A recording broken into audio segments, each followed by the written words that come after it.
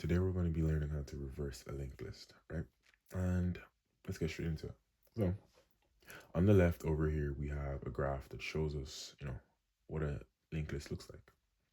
And it's pretty much just some sort of data, right? In this case, it's numbers that points from one position to another position, to another position, to another position, and finally to the last position. Now, I just want you to imagine if there's another position here at the very end called null, okay? So imagine if there is another circle here called null. Cool. And that's really important because null will tell us where the end is, right? Inside of our loop. Once we get to that point. And it also tells us that we are at the end of a linked list as well. Perfect. So now what I want us to do is I want us to think about, okay, what does it mean to reverse a linked list? All it means is all the arrows that are pointing in this direction are actually pointing in the opposite direction. So imagine 5 points to 4, 4 points to 3, 3 points to 2, and finally 2 points to 1. And now remember, like I said, imagine there's an imaginary null over here, okay? So now 1 points to null, okay? Perfect. So now that we have null out of the way, we need to think about how we're going to, put this into some sort of code, right? So remember, we want to have our previous position as null, right? We want to have our current position is where we are, and we're going to have our next position, as next, okay? And what we want to do, right, is as we're moving along, right, changing the arrows, okay? As we're changing the arrows and we're moving along inside of our code, what we want to do is we want to save where this position is, right? And store this position as where the next position would be facing backwards. So that might be a lot to take in conceptually. So I want you to imagine it like this. So let's say we are at position 2, right? So imagine if we're position 2 and position 2 is called current, right? Position 2 is called current and current.next would usually mean position 3, right? But what we're going to do is we're going to store current.next inside of our previous position. So, right, we'll write something like current.next, equals prev, okay? So now let's put that into code and see what it looks like. So for starters, if you're not familiar with classes and, void and returning on Java, and you can watch this part, and if you are, you can skip this part. So what we see over here is we have a class called solution, and we have a method called reverse list. And inside of here, we have a parameter called head. So what it's doing in here is, like it says over here, head is these 5 numbers over here. And just imagine if that the whatever code you write in here is going to be run based on head. Okay. So for example, these 5 numbers here go inside of your code. Imagine it like some sort of machine. It goes inside and then it comes out and it does whatever you tell it to do inside of here. And at the top over here, it says definition for a singular linked list. So when you're writing, so in some interviews, they might ask you to actually write this part. So it's very useful to know as well. Okay. So let's get into the code. So like I said earlier, the first thing we need to have is we need to have a previous position, okay? Because remember, we're going to be storing, right? Like I said, imagine if we're in current. Current is here. Current.next is going to be stored inside of our previous position. And the reason why is so that the arrow is flipping backwards. So we're just going to type in list node prev equals no. Because now, imagine we have number 1 and we want number 1 to be facing, instead of the arrow going this way, we want the arrow to be going this way. And imagine, like I said, there's an imaginary 0, imaginary null over here, right? So we're just going to make a variable for prev. Next, we need to have a variable for where we are, right? And which is head, okay? So we're going to do list node head equals, sorry, this list node current equals head. Okay. So now we have our previous position, which is null. We have our current position, which is head. Now we need to have our next position, okay? But what we want to do is we want to have our next position to be inside of a loop, because that's actually how we're going to go from one position to another position to the next position, okay?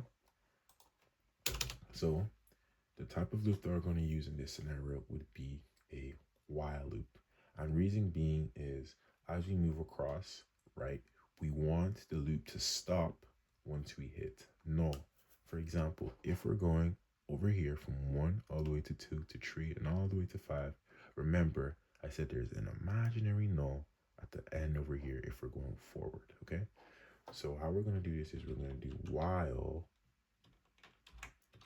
current, and remember current is where we are, right? So while current is not equal to null, so while current is not equal to null, so it's going to keep going until it's not null, we want to do something. And what we're going to do in here is we're going to start off by having our next. And remember, next is just to save where the next position is. So for this example here, we're going to start from the first position here, okay? So now think about it for a second, right? If we have a list node and we have next, what's going to be inside of next? We want to have 2 inside of here, right? So we're just going to do list node equals next is equal to current dot next. Perfect. And next, what we want to have is, now this is where the magic actually happens, right? We have this arrow that's pointing here and we flip it the other direction. So how we're going to do this is we're going to have current dot next. Now remember, inside of a linked list, current dot next simply means the arrow, okay? So right now, current dot next is equal to 2, okay? Right? So this is current dot next is this arrow and it's equal to 2. So what we want current dot next to be equal to is the previous position, which is null, okay? Remember, null is in here. So we're going to do current dot next is equal to null.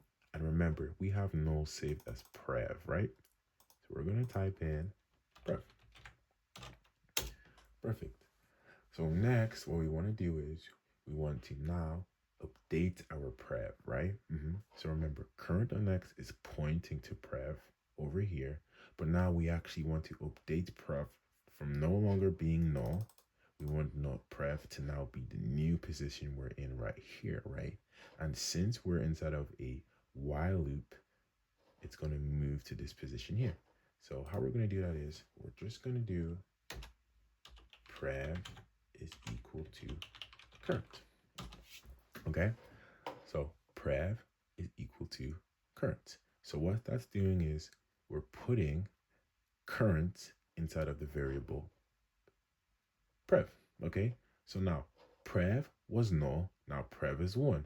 Okay, so if we kept going, prev will go from 1 to 2, then prev will go from 2 to 3, because we're inside of our while loop, right? And that's going to keep going all the way until current not equal to null. So pretty much until it gets to here. Okay, so we're cool. So now once we have prev set to equal to current, what we're going to want to have next is we need to have our next move forward, right? So now, how are we going to do this? So remember, we have our current position here, which is current. We have our previous position, which is prev. And we have our next position, which is next. And remember, next over here was declared and initialized into current.next. So that's going to be in the next position here. So what do we need to do now, right? So we can move forward inside of our loop, right? We need to have next, right, equal to current. So we're going to need to have next inside of current. How we're going to do that is we're just going to do current is equal to next. Perfect. And now that we have current equal to next, there's one thing that we're missing, right? We need to have our return, okay? And the reason we need to have our return, right, is because over here, as we can see, the question gives us, it doesn't give us a void, it gives us a linked list. So it's returning something. And what we're gonna have to return is prep. Okay, so now let's go back a little bit, right? Let's examine what's going on inside of our while loop a little bit, okay? So we have our tree pointers, okay? Prev, current, and next. So what we want to do is we want to now have something saved. We're going to have in here, we're saving next, okay? So think about it. Current on next is next. So we have our tree pointers, right? And the reason that we're saving next, right, is because if we didn't save next and we moved on to the next position, we're going to lose current.next, okay? So we need to save it somewhere, okay? Next, the reason we have current.next equaling to our previous position, remember current.next equal to our current.next is usually indicating that we're pointing to this, but instead we're having it pointing the opposite way, is why we have current.next equal to prev. So in here, we're flipping the arrow, okay? So it can point to a different position. And next, we have prev equals current. So what we have here is current is going to be equal. For example, if this is our current, current needs to be equal to prev, right? So what we're doing here is we're advancing prev. And finally, we need to advance our current. So if this is our current, we need to move on to the next position, right? And that's how we're doing here. Because remember, current.next, right, is the same as next, okay? Right? And then we're pretty much just doing next and current, okay? We're advancing our current. And then, yeah, so pretty much that's it. And once we hit submit, we should see we have all our test cases passed, okay? If you have any questions, let me know in the comment section below, and any feedback I'd love to hear, and hope you're able to learn something here.